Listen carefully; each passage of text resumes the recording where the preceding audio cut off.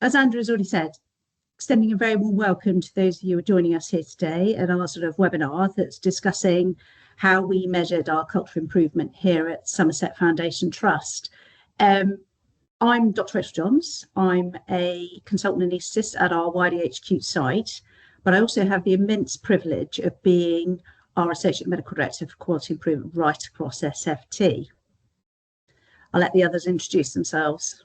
So I'll go next. I'm Andrea. I think I probably know most of you, not all of you. Those of you who know me will probably know me through the national work that I do around evidence for QI, 100 Voices and the QI Hub. But today, this is my real day job. So it's an absolute pleasure to talk about one of the pieces of work I've been leading on with Rachel around creating a culture of QI and how we measure and demonstrate that in line with NHS Impact and building on the research. Hi, I'm Chris. I'm the lead data scientist for Somerset Foundation Trust. Jim? And I'm Jim Mills. I'm the Solutions Development Manager for the Trust. So it's myself and my team that kind of put together the technical aspects of what we're talking about today. Brilliant. So welcome everyone. So we'll go to our first slide.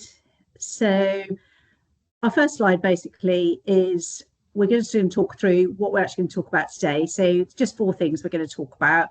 We're going to talk about why we decided to do this. What was our case for change? Why did we think we needed to do something about this? What was our solution?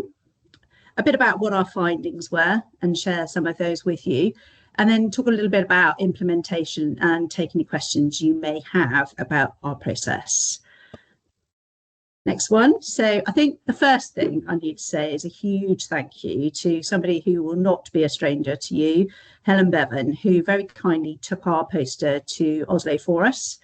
And you will all recognise her there, along with Goran, with our poster at the show, which I think is probably why most of you are actually with us today. So massive thank you to Helen to get this piece of work out there. Next slide. So a little bit of background to Somerset NHS Foundation Trust. So we have a very wide geographical area with approximately 600,000 population. We've undergone 2 mergers in the last 5 years. This has obviously created quite a lot of instability and changes in culture within our workforce right across Somerset. So we've now been a fully merged trust since the 1st of April 2023. So we are a new young organisation. And for those of you who've been around for long enough know that changing culture and merging of organisations and ways of working is a long process. So we're probably sort of at the beginning of that. We are a unique organisation. We consist of 2 acute hospital sites. We have mental health sites right across Somerset, and we have a community presence with 13 community hospitals. But we also manage 25% of the primary care services in Somerset. So we have a really unique opportunity here in Somerset to make changes that some other organisations will find probably more difficult to do with them not being a merged organisation. We have 1 ICB here in Somerset. We are a 1.2 billion turnover organisation and we employ about 13,500 staff. So we are a relatively big organisation. Next slide. So we're all QIers on this call. So first thing you need to do is actually what's your problem understanding? So here at SFT, we have a mature multidisciplinary improvement team, which consists of improvement advisors, improvement facilitators, data scientists, project managers, knowledge and evidence specialists and benefits realisation. So we are a reasonably big team, probably not for the size of the organisation, but we are a reasonably big team. We have a number of improvement training programmes, a number of which are CPD accredited. And to date, we've trained probably over 3,000 colleagues across Somerset. As you all know, a culture of improvement is linked to high-performing organisations. Most of you on this call will be familiar with the Virginia Mason work that was done a few years ago with 5 NHS trusts, which found that in high-performing organisations, everyone's talking about improvement. They have relationships. People are talking about it. It's what people talk about when you walk around the organisation. People are able to name people within their organisation who do improvement. In lesser performing trusts, relationships predominantly non-reciprocal messenger type relationships, i.e. we've trained people to do QI and they've gone out and delivered that training, but there's not much of that relationship going on once that process has happened. So I was particularly keen to work out how we could look at what the culture of improvement looked like in our organisation. We're all QIers. We all know that there are lots of different ways to measure the outcomes of the training we provide, but I think a lot of them are process measures. Numbers trained is really a process measure rather than an outcome measure. So do you look at it in terms of number of projects completed, benefits realisation? There is a wide variety of different ways, but what does it actually look like? How can we tell what our culture of improvement is across the organisation? What's the efficacy of our improvement training? What are people doing with that training? We train them, they go out into the rest of the organisation. What do they do with that training as they go about their day-to-day business? Is it business as usual? Are they talking about improvement? How is improvement being spread across the trust? Is it just from us as an improvement team training people? Or are those people we've trained then going out and sharing that learning and training with other people across the organisation? And what is the impact of improvement across the organisation? Next slide, please. So you're all familiar with NHS Impact, Improving Care Together, that came out in spring 2023. The 5 key components: building a shared purpose and vision, investing in people and culture, developing leadership behaviours, building improvement capability capacity, and embedding into management systems and processes. This has obviously come to the fore recently with NHS England with their board paper that was presented in February 2026, which sets out what an organisation's requirements are about how we actually go about improvement and building capability within our organisations. We think this survey might actually give us some evidence to support our approach and to demonstrate our approach within our organisation. Next slide, please, Chris. So I've already alluded to this. You're all QIs, you will all be very familiar with this. The Virginia Mason Institute and NHS partnership with Warwick Business School and the Q Foundation, the Health Foundation, that was published in 2022, of which Helen Bevan was part of. It was a collaboration involving 5 NHS trusts over 5 years. They adopted the Virginia Mason lean approach to improvement. They did lean for leaders, for their leaders across the organisation. And they used that to have a look at what their culture of improvement might be like in those organisations. They came up with some cultural transformation strategies, 4 of them. Values-driven HR practices and cultural work reinforce a culture of improvement, organisational values that are simple, unambiguous, aligned to clinical values and communicated regularly. Distributed leadership, all staff members at all levels within the organisation empowered to lead QI. And structured reflective practices, bringing teams together for those discussions. But I think the most important thing, and I think the thing that I was most interested in from this piece of work, was the socio-technical approach to QI, integrating human and technical factors to drive sustainable improvement. We all know that there are 2 sides to QI. There is the technical side. There's the delivery of the tools, techniques and training to staff in order to enable them to undertake improvements in their areas of work. But there is also the social side. How do you measure the social side? How can we visually depict those relationships across our organisation? And it was from this that we came to our next slide. So problem understanding, social network analysis. I think I'm quite a visual learner, and I felt very much that actually we needed to have some visual view of what our organisation looked like in terms of our culture of continuous improvement. You'll all be familiar with this. Social network analysis from the VMI work showed that relationship between relational collectedness and improvement culture, and also in terms of performance. Trust A is an outstanding trust, high degree of connectivity. Everyone's talking to each other. Everyone's exchanging the learning and knowledge across the organisation. And Trust D, 2/3 of the core network is decentralised, chain-like characteristics. People have just been taught QI, but they're not necessarily talking about it. They're not necessarily walking the walk and talking the talk. Next slide, please.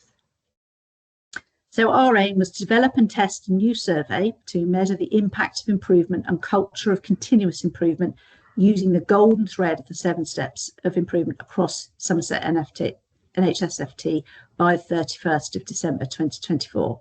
And that is just a visual view of our 7 steps. It's based on the IHI model for improvement. And we felt that was important to differentiate from the Virginia Mason work, which relied on the Lean for Leaders work. We've based our survey on our 7 steps. So I'm going to hand over to Andrea and Jim to talk us through how we actually got started on this piece of work. Thank you.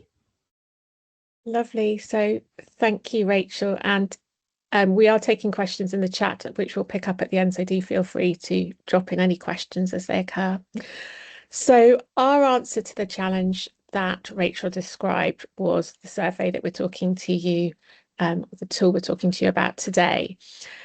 This is designed to go beyond a traditional staff survey and really capture what's happening culturally across the organisation. It combines multiple data sources rather than just relying on one as we would typically do. So we're bringing together staff perceptions, network analysis and longitudinal tracking. The idea is that it's not just static. So culture absolutely isn't static. It's something that changes month on month, year on year. And we want to be able to measure that over time, not just take a snapshot. So that gives us a much richer and more meaningful understanding of how improvement is actually embedded in our trust. The survey, in terms of structure, uses a mix of question types to capture different dimensions of culture. We included Likert scale questions to give us a measurable, comparable set of data aligned to NHS Impact domains and, of course, building on the learning from the Virginia Mason work. We also used open-ended questions, which were really important because they gave staff the opportunity to tell us what was actually happening in their own words. And then, of course, the third element, which was crucial and really differentiates this, was the network analysis piece, which looks at relationships. So who people go to for advice, where knowledge flows, and how connected teams are. Bringing all those different data sets and different types of questions together allows us to triangulate the data and build a much more complete picture of what the culture of improvement looks like across our trust. So Chris, if we could pop to the next slide. Thank you. So this is very much about how we did it. So in terms of how we delivered it, it was absolutely a collaborative effort, and all of us would say that no one of us could have done this by any means. It really has taken the skills of the 4 people involved. We had had myself working with IT, overseeing the design. I worked on the qualitative analysis. We had Chris, the data scientist, supporting the statistical testing, the network analysis, and he'll obviously talk about his role shortly. Working with IT was absolutely crucial. You cannot do it without it. And they were very supportive in trying to help us overcome the selection of platforms, access and data security, because what's different about our survey versus most others that you'll see, even other network analysis surveys, is that we do use live staff data. So the data that people are selecting from, if they were to do the survey today, was downloaded overnight and would be absolutely live. That takes out lots of the cleanse. I mean, obviously it reduces massively any data cleansing issues because it's all live. So the only issues we'd have is if somebody's left or somebody's joined midway through. The joining wouldn't be an issue. Somebody leaving, we just need to identify that. And even if they've got the same name, they've got different IDs on the staff database, so that's not a problem. So IT was absolutely crucial, and of course Rachel's role as executive sponsor to provide direction and unblock issues was incredibly helpful. The survey ran over 4 to 5 weeks in the autumn, with reminders to maximise engagement. And just a word there on timing, watch out for what other surveys are going on in your organisation or trust at the same time, as that will influence what comms you can do, how you can deliver the survey and response rates. So that's always something to think about. The target group was around 1,800 staff who had completed QI training. So we selected people who already had a shared frame of reference for improvements, not the whole staff population of 14,000 people. So the selection of people who'd already had some interactions with our team. In terms of who you would need in your team, you need some kind of executive sponsor to give strategic credibility. You need somebody from the improvement team to lead the design, comms, and qualitative analysis. I absolutely shaped each and every question there. So ultimately, the wording of the survey, the selection of the questions, was through myself with input from others and research and Rachel and what have you, but that was very much a QI role. An IT partner who is absolutely critical, as I said, so without them you won't be able to overcome the GDPR and technical aspects, and a data scientist, because as you'll see as we continue, there's an awful lot of really fabulous data that we can extract from this. The cost to us is staff time. So our tools were all free. So the cost is us. And the more skills you've got, the more expertise you've got, the easier and quicker you'll find it to deliver. Chris, if we could go on to the next slide, please.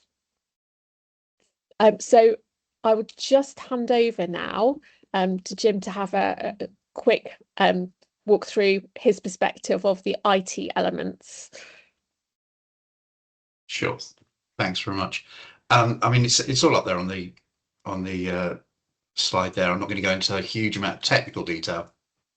I'll just cover off the main points for the platform that we use. We've put in it's an open source bit of software called Lime Survey, and I put it in several years ago now, and it's proved massively useful to the trust, not just on this, but on a whole raft of other forms and surveys and questionnaires. I say it's open source, so there's zero cost to it. There's a community edition which you can download and host yourself, which is what we do. There are paid support editions which are hosted on the cloud. We opted not to do that because of the issues or potential issues around GDPR and data security and things like that. We opted for self-hosted, which means we control all of the data. We know exactly where it is. It's within our boundaries all the time. So that was the main thing with the data security potential issues, is that we know we can control that. We have actually got two instances of this. One is external, so we use it for external referrals and things like that. There's the one that we use for this is an internal version, so it's only available for trust devices. So it's only on the trust network, and VPN for people working from home. You cannot access it from the general public on the internet. One of the big pluses with this is that it's very extensible. You can, if you've got some IT skills in house, it's fairly easy to extend this tool, which is what we did for this, so that and we do it with other forms as well, but you can tie it into whatever staff database you use. We have several knocking around. We have one which is used for other applications. This can tie directly into that, and so it can do a real-time lookup of staff details, which sounds like a really simple thing. You start typing your name and it drops you down a list, and you can select your name and your email address and that sort of thing. Anything that's in Active Directory, it can populate. Sounds really simple, but it makes such a difference when it comes to data quality. You don't have to sift through all the typos, all the things where people taught the wrong thing and put in their manager's name or something like that. It makes it so much easier, and this tool can in the background tie into that very, very easily and completely seamlessly. So that helps a lot on data quality and saves a lot of time when it comes to analyzing results and things like that. The tool itself, the platform, is for an open source bit of software, it's one of the best I've seen. It's very comprehensive. It easily competes with, and I think beats, most of the paid versions of things out there, things like Snap Survey, Questback, that sort of thing. I'd say the security is all done. We did a DPIA for the main platform. So that covers us for this form. All of the data processing is done in-house. And so it just meant that it made life so much easier than trying to go out to a vendor who you then have to liaise with to produce the form that you want. So there's all that back and forth. There's huge delays there, and there's this security issue with stuff being on the cloud. All that was cut through, where people could just come to me directly, or my team who use the system, and we can tweak things as we go. It makes it so much more. It's a lot quicker to do that when it comes to building the form. I don't think there's much more else to say, really. If your IT teams want to know anything about it, they can. You're more than welcome to put them in touch with me. It's that there's a time investment if you've not already got this platform in place, which most trusts don't. There are a few out there who use it. There's a bit of a time investment in putting it in place. There's a small amount of infrastructure. It's not a massively hungry kind of application, so it'll just sit on a survey and do its thing. There's a bit of a learning curve, but it's absolutely worth it, because you can safeguard your data, you can bring it all in, and you can automate a lot of things using this. It's a very powerful platform. I'm more than happy to field any questions in the chat if you've got any, or feel free to contact me after this. So that's it from me, really. That's lovely. Thank you so much. And just on that, we did try in the early stages of this to do the survey with exactly the same content without the live access, because we weren't sure whether we'd be able to do it. And we absolutely experienced all of those data integrity, duplication, etc. So yes, and in answer to your question, Kirsten, just wait a couple of slides and I will put some screenshots up for you. So yes, I cannot emphasize how helpful that was, and the tool's been fabulous. And it is what differentiates it from most other surveys. I mean, there's not many that do the network analysis, but those that do don't have that level of data. So PDSAs, we're improvers, we ran multiple PDSA cycles before we launched. We tested different survey platforms, as I say, question formats, email wording, and analysis tools. At each stage, we got something concrete to improve. The question wording cycles were particularly valuable because we wanted to make sure the questions were accessible and self-explanatory. The email wordings that were going out with it were also crucial to opening the survey. So whether people actually opened the survey and whether they responded to it. We tested who sent out the reminders, for example. We tested out the data analysis as well to make sure that the data coming back from the tool was easily analysed by Chris. So we were looking for those duplication issues and what have you. And of course, we applied improvement methodology throughout. So we had measures that we used to see how things were going and whether changes were genuinely making an improvement or not. Could we go on to the next slide?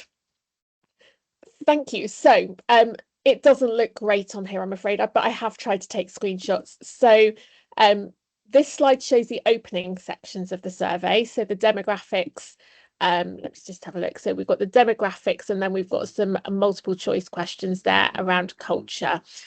So the demographic questions, most of them are drop down. The QI culture questions there that you've got a tick box. Some of them are, you can only tick one. So for example, around your QI experience or how many projects you've worked on in the last year. With the training, for example, you can tick multiple. The demographics are dropped down wherever possible. We had a lot of discussion around whether it was from the National Staff Survey or internal pulse surveys. It turns out the categories are different. And and we had to take a call. So given the fact it was going out at the same time as the national survey, or a similar period, we tried to keep it as consistent as possible with that. But that is something to be aware of. If your experience is anything like ours, you'll find that they do use different options quite confusingly, and you want to make it familiar. So the last thing we wanted to do was introduce new options and confuse them further. So on the next slide, can we go to the next one? Here is the slightly more interesting bit. So in the left-hand corner, you've got the Likert scale questions. So those are directly aligned to the NHS Impact domains. And then underneath that, you've got 2 open-ended questions, which are really rich. And actually, most people did complete them. So they are optional, whereas most of the other questions are compulsory. The open-ended questions are optional. We deliberately put them there. So obviously the ordering is always quite important. So we wanted to make it really easy, as short as possible, get people to get to the end, but get as much qualitative data as we could. So we've put that in before the network analysis stuff, because we know that people often save the survey. So on the tool, you can save it and come back to it. And we wanted to make sure they did that bit before they saved it if they were going to come back and do the network analysis questions. So quite a lot of thinking went into what type of questions, how the data was going to be used and tracked. So for example, the Likert scale questions, you can track and get a score from them. From the multiple choice questions, you've got your bar charts just showing the change year on year. And then the network analysis, you obviously get the output, which is the network maps that we'll look at later. The questions, so we've talked about the Likert scale based on NHS Impact. We've got the open-ended, and then the network analysis questions. There's 3 questions there that ask people to identify up to 5 people from the staff database that they consider as advisors, coaches or leaders around improvement. And again, Rachel will probably talk about that a little bit more. So in each of those 1, 2, 3, 4, 5, they don't have to put anything. They can put something, they can put the same name in each. When we analyse it, we look at the highest level of those individuals, and those are all individuals where we can understand where in the organisation they sit, what team, what location, what role, and we can look to see, you know, which teams have got the highest proportion of improvers or whatever else, which we'll talk about shortly. And I think that is it for me. So I'll hand over to Rachel now to talk about some of the outputs, what they look like, and some of the findings.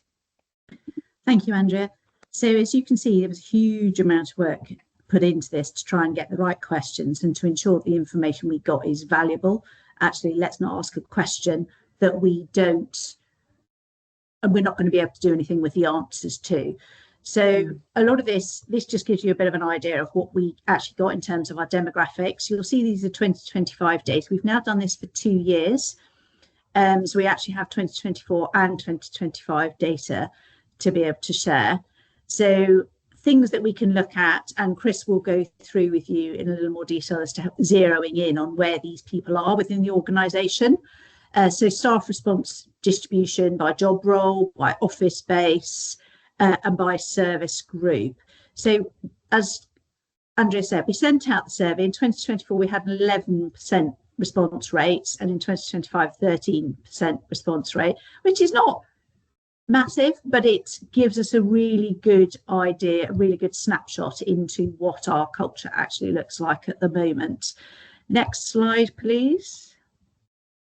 So this is our training improvement experience. This is probably stuff you can probably get just from your database, the people you've trained, the numbers of people that have been trained, but these are also, we can actually get these from the survey themselves. So what level of training you've actually undertaken. And you'll see from our training participation response, we've actually included some of our project management training, which is a relatively new thing in 2025. We've also asked questions about what is your experience with improvement projects at SFT? Have you just had training and not done anything with it? Did you do gold QI training 3 years ago and have done nothing with it? Have you actually done some projects or been involved in projects within the last 12 months, over 12 months ago, and never actually participated? Those are the ones who we probably need to be reaching out and talking to and finding out why not, what's the barriers, what can we do to help, what can we do to progress that training since you've had it. Next slide, please, Chris. So these are the Likert scale questions. It's really difficult to read down the side, but these are questions we ask every year to try and get a good idea year on year. We are a young, new organisation. We are undergoing a merger, and as I've already alluded to, we have a number of issues in terms of relationships, different ways of working, and difficulties with merging organisations. So if those of you who've undergone mergers within your workplaces will fully understand and understand. I can see several people nodding there. So the things that we picked out from this, really, from 24 and 25, are, there's a couple of red ones in there that we feel quite strongly are relevant to both the organisation and us as an improvement team. I feel well informed about improvement initiatives happening across SFT. I'm frequently asked by colleagues for support or advice on improvement projects. And the holy grail, I think, of quality improvement is how do you get your patients and carers involved in the improvement project? That is absolutely key, and is something that we feel we need to take forwards from this particular survey. Next slide, please. So this is the qualitative feedback. Now, the team are able to produce me massive amounts of data, massive amounts of insight from this particular survey. So there is a huge amount of stuff that we can get from this survey.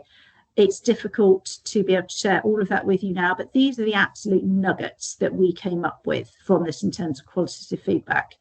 The number one, top one, that I would no surprise to any of you on this call, that time constraints are our top barrier to participation improvement in both of our surveys. Heavy workloads, competing priorities, leaving limited time. Number two, which we think we can do something about as an improvement team, improvement training support, more accessible materials, processes, training and support to build confidence. That's something that we can do. Management leadership support. It was discussed that there was inconsistent support and understanding for QI, primarily from our middle managers. You know, they are undergoing significant operational pressures and workload, and there is an increasing focus on short-term priorities, which is very difficult to manage in terms of the improvement space. Staff engagement, there is change fatigue, short-term focus, lack of recognition impacting willingness to engage in improvement.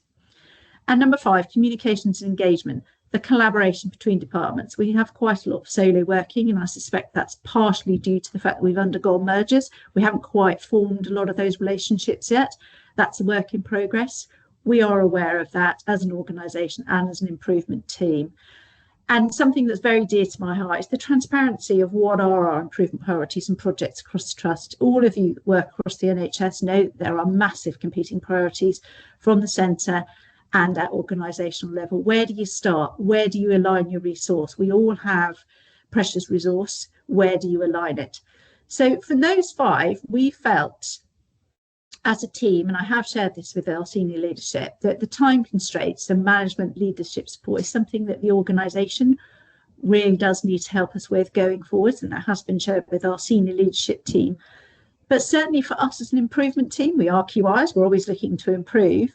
We can improve our training support and our communications engagement with those people we've trained. How do we make those people feel part of a community? How do we support them? They've had the training. How do we support them going forwards with their improvement efforts? Is there things we can do? And we have put a number of things in place to help with that on the basis of this survey. So that's the sort of qualitative stuff. That's the Likert scale stuff. But now to the really clever stuff. And for that, I'll hand you over to our data analyst, Chris. Thanks, Rachel. Data scientist, though. Data scientist, not data analyst, but that's fine. Sorry, apologise. So I thought I'd just talk about some terminology and things that we use in data science with network analysis. So every board you see on the screen is called a node, and every node represents a person. So if it's bronze, silver, gold, or white, that's a respondent from the survey. That means that in the last year they've either had no QI training, or bronze program, or silver program, or gold program. Any blue ball that you'll see in a minute blue node. That's someone that they've named. And then the edges, which is the kind of sticks that will connect them, that represents the type of connection. So for example, this person on screen there, they've done our gold training in the last year. And they've named one person as a QI advisor. They've named one person as a QI collaborator. And as Andrea mentioned, if they've mentioned that same person as a QI advisor, we would only take their highest level of connection. So if they've labeled them as advisor and collaborator, they only show as collaborator. If they've got an advisor, collaborator, and leader, they only show as leader, if that makes sense. And they've named 3 people as QI leaders. So they can name up to 15 people, that's 5 per category. In this case, they've only named 5 total, that's fine. Someone else comes along, they've had bronze training in the last year. They named 2 of the same people, but this time they mentioned one person's a leader and the other person's a collaborator. And so we build up that picture over time. We can also add lots of node attributes and edge attributes to filter the graph, as I'll show you in a bit. So with the respondents, we took things like where they mainly work. So this would be kind of self-identifying where they work. So it could be like working from home, working from one of our acute sites, working from a community hospital, that kind of thing. They obviously selected their service group from a drop-down, and they wrote in their department. I will say, as Andrea and Jim have mentioned, stay away from free text fields because it can be a bit of a nightmare if you ask someone which department they work in. I would say I work in data science, but actually I work in the improvement department. So figuring out where people meant when they list their departments was a little bit of a challenge. So it's something we need to look at in the future. We can also look at how positive their answers were, how many strongly agrees they put on the Likert scale, all those kinds of information. For the name people, once we've got their name, as Jim mentioned, he linked it to the staff database, which means we can get which area of the trust they work in, which service group, and their department, and all things like that. So we build up this big picture, and we get something that looks like this. So this is from the 2024 network, and this is probably the one that's on the poster, I think. Yeah, Rachel's nodding, so good. So you can see we've got this cluster in the middle, and then lots of these bits around the outside. So from that, there's lots of things that we can do. So we can create heat maps of connectivity, so we can see who's naming like which areas of the trust or departments. We can identify separate communities. Rachel likes to call them jumping jacks. That's not the technical term, but we're gonna patent it or copyright it or whatever. And you can check the connectivity of specific areas of the trust. So department managers could come in and if they wanted to see how well their department's engaging in improvement, they could have a look and filter down by their department. We can also do things like calculate the correlation between how central one of those nodes is to how positive their answers were on the Likert scale. So this is one of the heat maps as an example. This is from the 2024 results. So this respondent's base is where the survey respondent has selected as their base. So for example, they've selected Musgrove, which is one of our acute hospitals, and people from Musgrove generally name people from, it says TSD SFT, but effectively this is also Musgrove. So generally people name, in 2024, they were naming people as QI advisors within their own area. So Musgrove people were naming Musgrove, Yeovil people are naming Yeovil, wherever it is, YDH. Sompar, which is our community, is a little more spread, but still have a lot of people that are naming in their area. So this is a good way to measure over time how many new connections are being made across the trust. But on the whole, people aren't using their up to 5 names, which is fine. So as you can imagine, data science is an in-demand department. So we try to focus a lot on self-serve. So what I've done is I've taken these networks and put them into a web app. So I'm hoping, this is where it all goes wrong, I can steer you through live what our web app does. So I have got some loaded up, but it does look like it's loading. So from here, this is our 2024 graph. As you can see, it's just loading here. It takes a little while to load because it's solving where all these little balls or all the little nodes and edges need to be. But you can see it's already loaded that there were 203 respondents in 2024. They named 277 unique people. The density measure is a little misleading here because I'm not sure how important it is really, but it's the ratio of nodes to edges. So you can see it's quite low, but then that would be expected really. But for example, with the live network map, I think you've only seen static images up to now. You can kind of zoom in, you can move things around, and we can play with the physics of it. So if you really want to see how connected this person is, and obviously behind the scenes, I know I have the names of all of these nodes. So if we wanted to see who this person was and, I don't know, work out what they're doing right, we could get that name and collaborate with them. We could also move it around and whatever. So with these 277 named people, we can also look at their kind of where they sit in the organization. So we have these hierarchies here. So I can see that at Musgrove, we have 85 people named from our corporate service and corporate support services, and 29 of them are from the improvement team, which makes sense. But I could also see that, for example,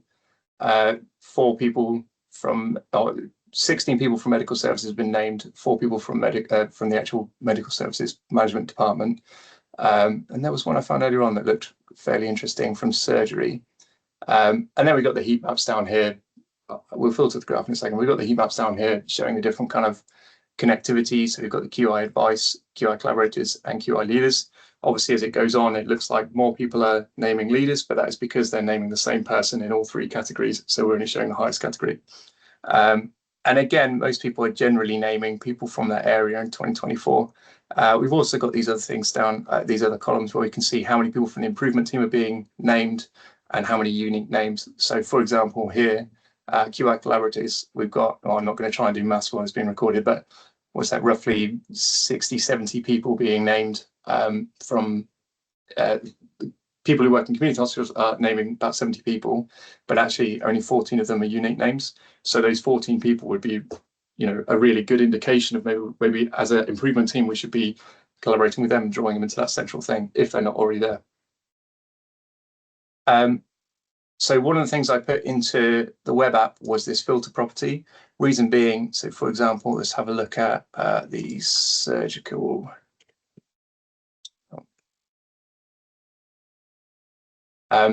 So this then filters the graph based on that connection, so we can see where the surgical services service group sits within that map, within that graph. We can see that 42 respondents from that area named 50 people. And when it just takes a little second to load. And again, it's updated down named people hierarchy, so we can see that 11 people are from the other surgery department. And we can see that actually there's quite a lot of people in that central bulk, but there's also these communities, these jumping jacks on the outside. So this one down here is quite interesting in that you've got 4 people that have undergone improvement training that are naming different people in surgery, but the one that connects them is actually not within the surgery department. So potentially that could be someone that would be really good to like hook into the improvement team and make sure they have the support that they need. And then we've got the same for 2025. So we can compare across the things. So if we have a look at, let's go surgery again.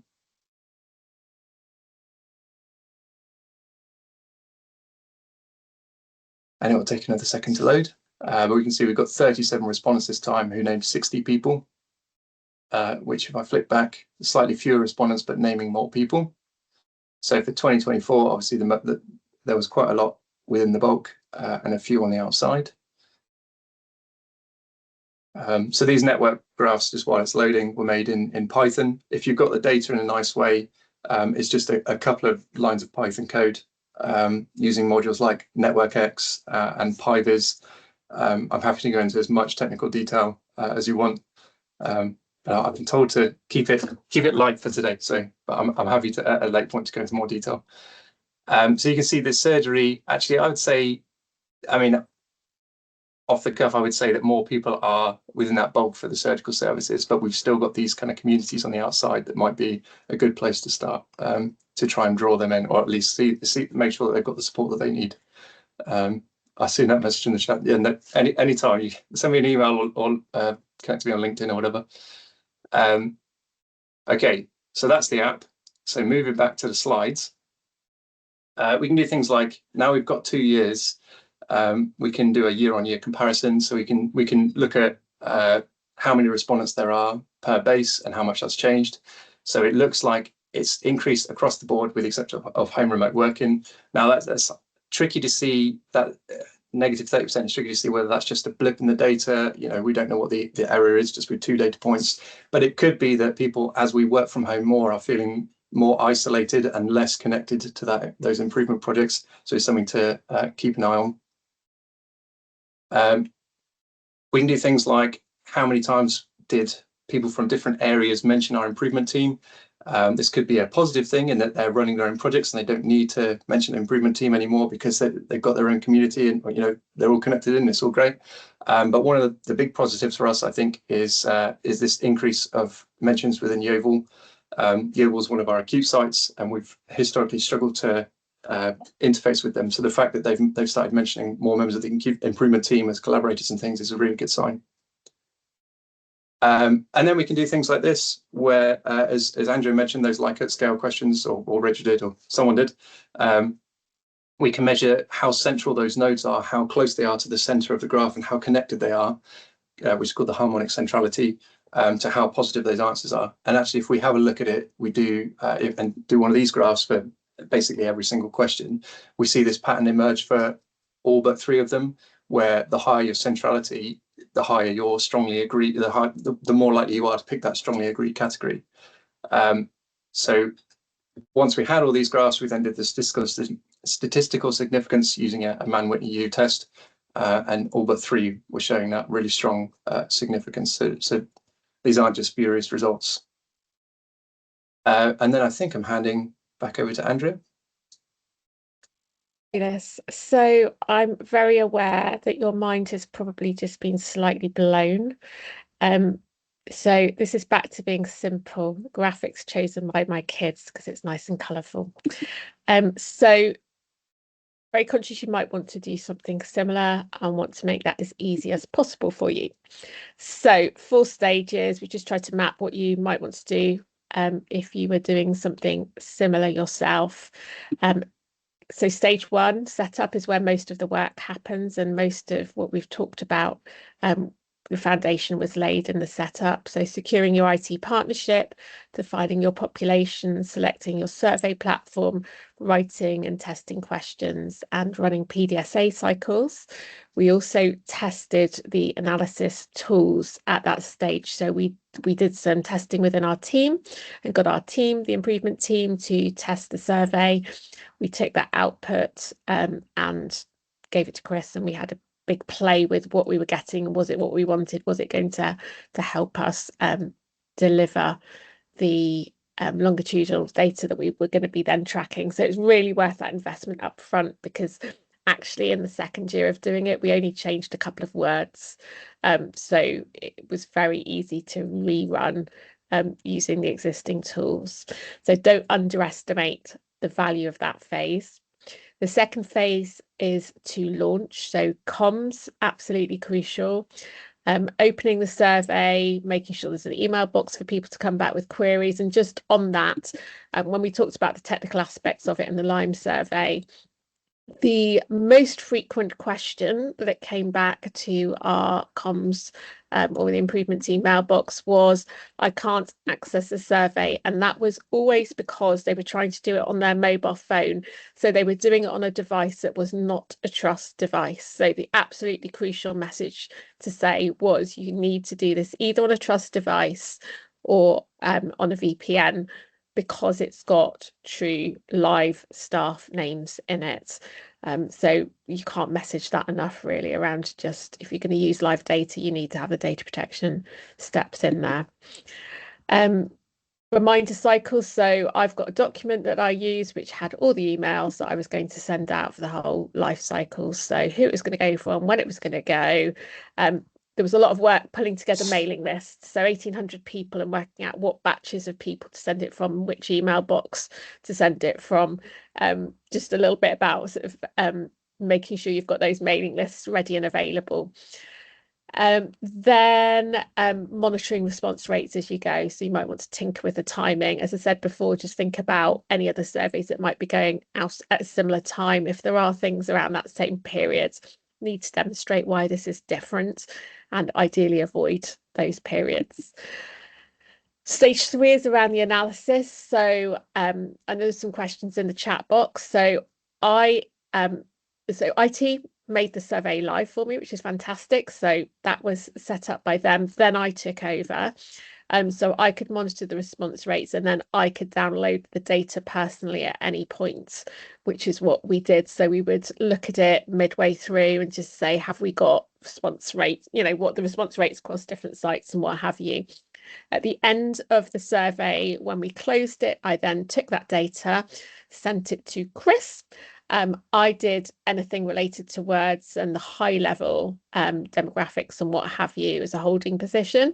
So all of the, trying to work out the kind of basic responses to the demographics and what have you, the Likert scale, but all to be validated by Chris. And then all of that data analysis and science and what have you that Chris has just talked about.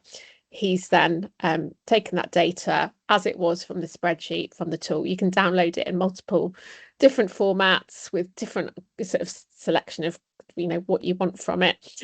There were quite a few people who went in and saved it, so you can save it midway through, and there were quite a few people who also went in and just opened it to have a look at what it was and then came back to it later, so you can see that as well.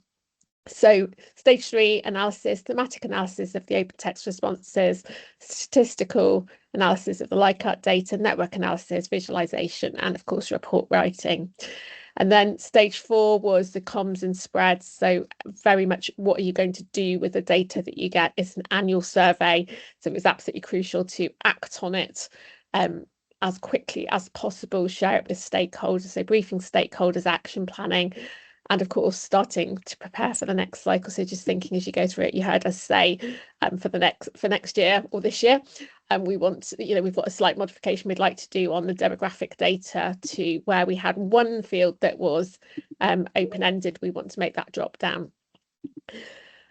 Just go on to the next one. So it is an annual rhythm, and it's what turns this survey into a cultural barometer.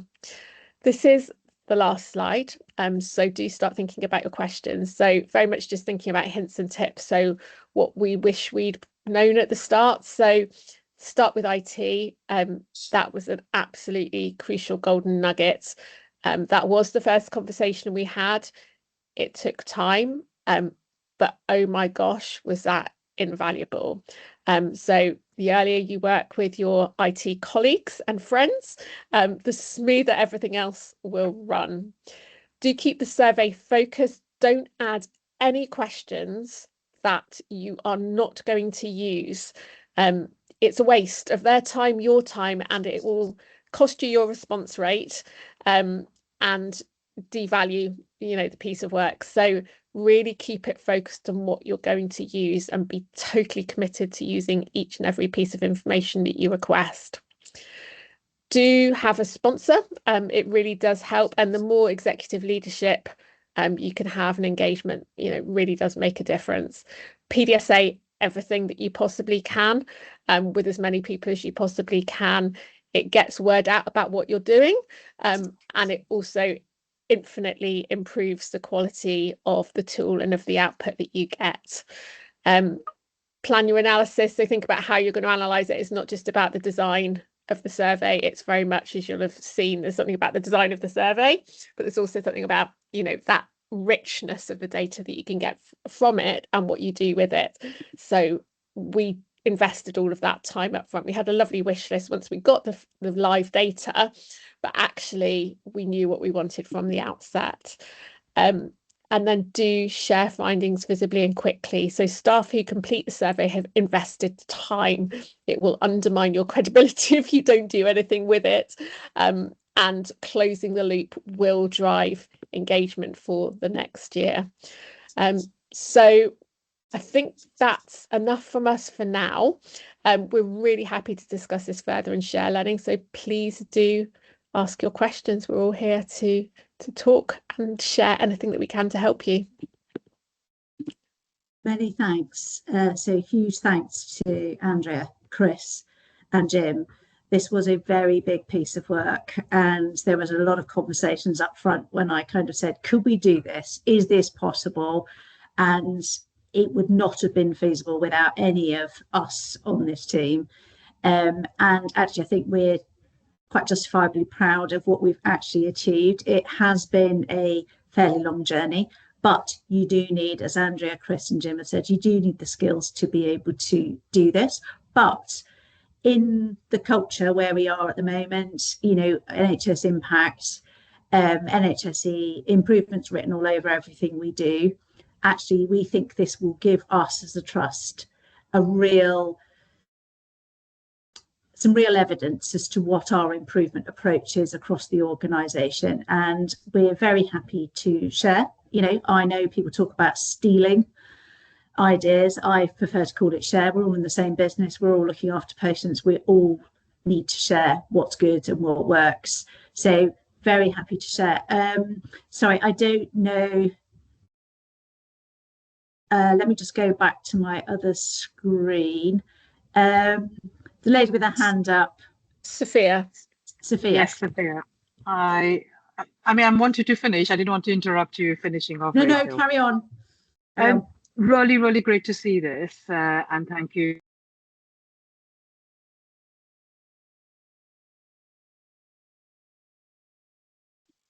Oh, you're frozen, Sophia. I'm guessing you would. Oh, have I lost you guys? Did you lose me briefly? Yes, we did lose you briefly. Sorry.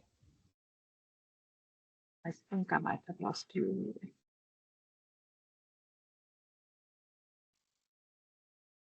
No, you're frozen, Sophia.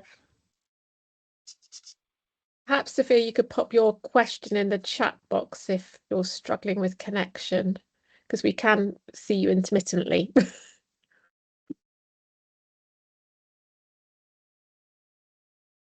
While Sophia's doing that, any other questions for any of the team?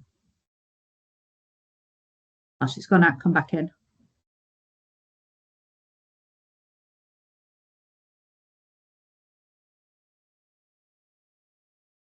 Are you back with us, Sophia? I am. I am indeed. It's the site I'm working from. Okay, brilliant, Sophia. It's notorious. Have another go.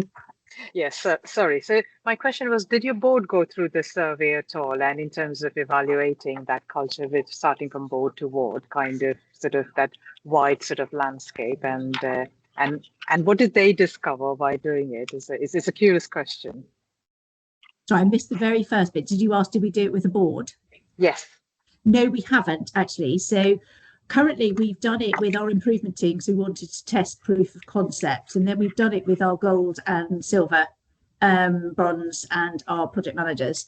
So we haven't actually done it with our board. I have shared it with our senior medical leadership team, who feel very strongly that actually a number of them haven't undergone some of our own offers. But actually there are other people within our organisation who've had other improvement training who would be valid to involve in this. So we haven't, but no, that's probably one of the other things we need to do. Andrea? Yeah, I was just going to add that whilst we haven't explicitly asked the board to respond, if they had, they would show up as one of those coloured notes. What we do know is that any person who's responded to it could have selected a board member as somebody they look up to or see as an improvement leader. So whilst they haven't ticked the boxes, we can see whether they have been selected to be part of that network analysis diagram. And you can guess what that might show. I think Jane had a hand up. Jane, are you?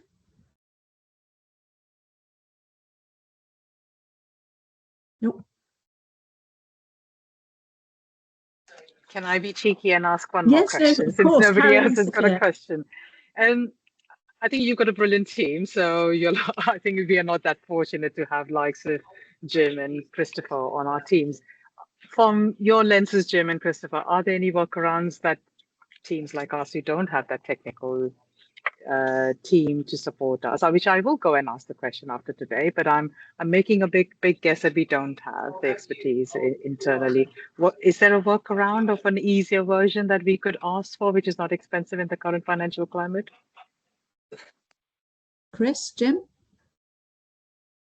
Well, from a Python, the stuff I did in Python is all free, and actually, as long as your data is in the right format, which is kind of Jim's area, it wouldn't be too bad to learn. If you've got a data analyst department and they use Python or R or anything like that,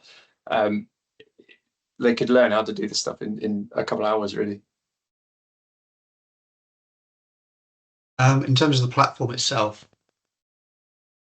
there's not really anything I can think of which is low cost and gives you the power of this. What I would say is that it is very intuitive. Once you've got past the installation of it, which obviously is an IT ops side of things, the actually learning to use it.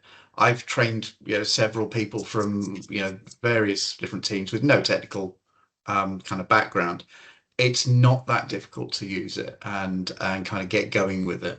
And to be quite honest, if anyone had any questions which they couldn't get answered on the community forums, which are really good, by the way, there's the manuals and community forums for this platform are brilliant, and I've learned a huge lot from it.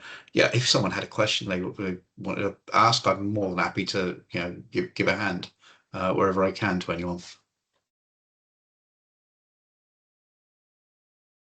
Okay, so there's a question there from Perrin. What's the advantage of using Lime Survey versus MS Forms? That's probably one for you, Jim.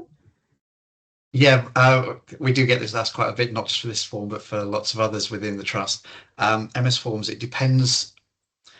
The use of MS Forms is very dependent on Microsoft, on the tenant that you're on. So if you're on the national tenant, if you've got your own tenant for Microsoft 365, there's various issues around the data security on that side of it. Not that it's insecure, it's just that who has access to it, and people creating the issue tends to rise where people creating the forms in MS Forms don't necessarily know that what they're doing is open to other people. It just depends how they share it, or who they send it to, what Teams channel they put it in, or what Teams chat. It's all so nuanced. It's very difficult to keep a lid on where it should be. Whereas if you're using Lime Survey platform, it's the same for everyone. You know what you're doing with it, and you know where that data is stored, and you know where it's going to. Also with MS Forms, there's various issues around editing. If one person creates the form, we found that various other people, even if it's been shared to them, they can't edit it, or they can't change it, or they can't download as data and things like that. Again, with the Lime Survey platform, it's one. It's a very central thing, whereas MS Forms tends to be in that Microsoft environment, and it's so far-reaching and nuanced. It's really difficult to keep a handle on things. I would always recommend using something like Lime Survey as opposed to MS Forms for anything, to be quite honest. Thanks, Jim. Any other questions from anyone else? I'm just wondering, Rachel, whether perhaps we wanted to ask that same question to Chris, because it was about what do we do if we don't have. Is there anything that Chris has in terms of tools that anybody else wouldn't have? And is there anything that they could do themselves outside of Python? No is the short answer. Okay. So lots of companies and things will package up things, and generally they take these like few lines of Python code and sell it for massive amounts of money. I could go on around again, recorded, so I'll be careful. But certain AI software, you'll be amazed at how few lines of code are going through that we're buying as this AI amazing solution. So it seems daunting, but if you've got any familiarity with any coding at all, it really isn't that bad if your data's in the right format. Okay, I'm really conscious of people's time. Thank you all very much for joining with us. Again, thank you to Chris, Andrew and Jim for sharing how we've worked on this, what we've done, what are the pitfalls, what are the positives, and we're very happy to share. Please feel free to get in contact. Thank you very much. Okay. Thank you. Bye now. Bye. Thanks so much, Bye. everybody. Thank you. Really appreciate it. Take care. Thank you, Kirsten. Bye. Thanks for coming.